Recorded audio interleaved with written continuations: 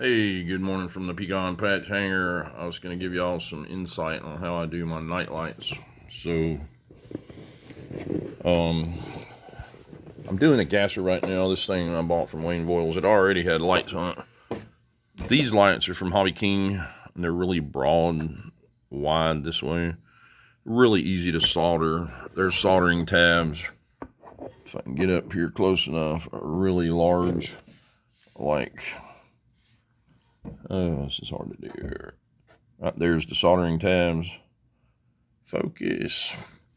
And what I'm trying to do is, this thing had blue lights on it that ran up to about the landing gear there, and I wanted to lengthen them to go up to the top here.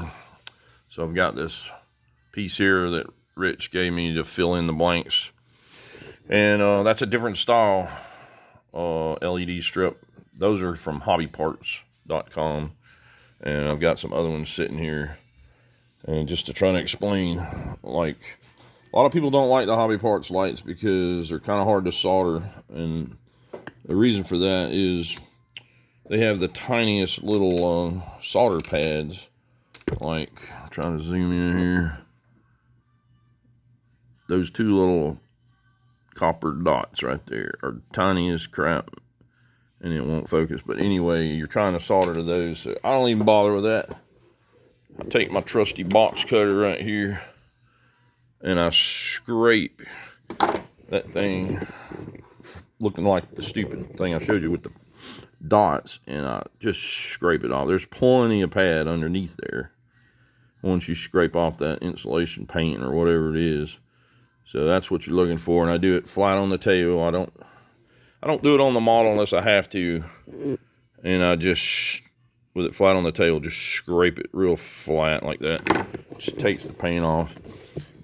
I tried today to use this abrasive wheel on my Dremel, just see if I could speed up the process, and what it did was it actually ate the pad right off on this side right here. So that doesn't work. So the whole process is like, you've got not doing so good here. That's what they look like standard and stocko, and then this is what they look like after I scrape them to prep them, and then where's the one that's pre-prepped? Here we go. And then after I get them scraped, then I actually put a blob of solder on both of those pads. It ends up looking like that. And you'd think they would bridge together, and if you put enough solder on it, they would bridge together and short out, but never had that problem. You just put a little blob on there and move on. And then once you get that done, I pre-tin the wire just like I pre-tinned the strip, and you gotta pay attention to your polarity. Very small on here, there's a plus and a minus that tells you the polarity, and I've gotten to where polarity's been a problem in the past, so I use a Sharpie. Like on a little stub like this, a lot of times you won't see the positive and negative markings because you done scraped them off or something. So I just take a Sharpie and I just mark a little red on there to keep my act together on that. So that one's soldered up, and then translating back to this, you can see my red marking right here, and follow that down. Let me turn these lights off. And these are pre-wired and ready to go off of here. There was bare wires underneath here, so I had to put that tape there to sort of insulate that, just to make sure it didn't short out on that. And I'm gonna run these back and solder them right here on the Hobby part, on the Hobby King ones. And I use servo wires, servo extension wire. That's what this is. And the black's probably not, it's something else, but I didn't have any black servo wire.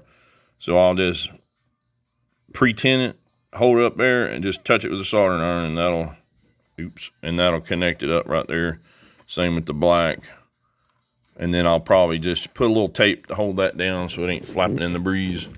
And then once I do that, that strip will then be illuminated by the whole thing. And on this plane, it runs off a 3S LiPo, and it's just a switch harness that turns it off and on. I think it's a neat effect that I put lights up in the cowling at night. It looks pretty cool.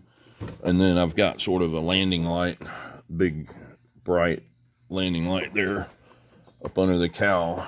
And it's got several LEDs in it, like that. And then, so that's kind of the process on that. I love my Ryobi soldering station right here. And I've had untold amount of soldering irons and things like that. But so far, this is my absolute favorite of all time. Takes just a couple minutes to warm up, and if you don't use it, it'll shut itself off so it doesn't waste the battery, which is what it did. I meant to restart it before I did the video. So once it starts getting warmed up, this thing here is for cleaning the tip, or you can use like a stainless steel wire brush or brass brush or something. On the Ryobi, as long as it's flashing fast, it's warming up. When it starts flashing slow, it's all okay. Now it's not flashing, so now it's ready to go. And I don't know if y'all ever have any tinning problems, but like I've already done this once. But see how the tip is real shiny silver? Well, that's from dipping it in here. And what it does is it retins the coating on the end of the tip. And so now she's ready to go. And that works out really good. And next up, the electric guys are like, well, how do we do the electric? So here is your typical ESC for an electric plane. This one comes from Grayson Hobbies. Hey, Basil.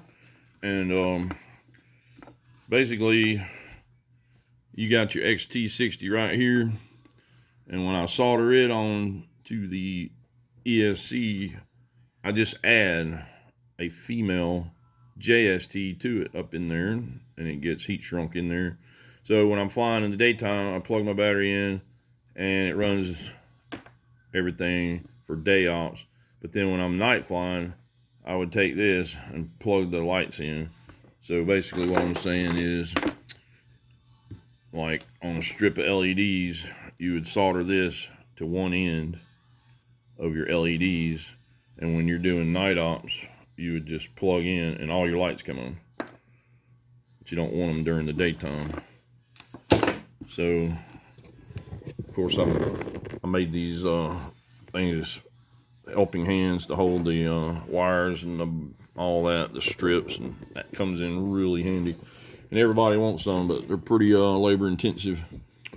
But just another quick thing I'll tell you is these lights, like as you're going around the aircraft and you need to make breaks in them to make them curve and stuff, there's a cut line, and it's right there in between the solder pads.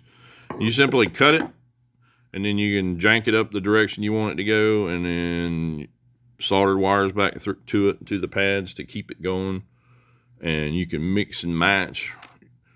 Some of the guys like the 50/50 lights, which are huge, really, really bright. These wide ones right here. It's almost like 3 LEDs in one.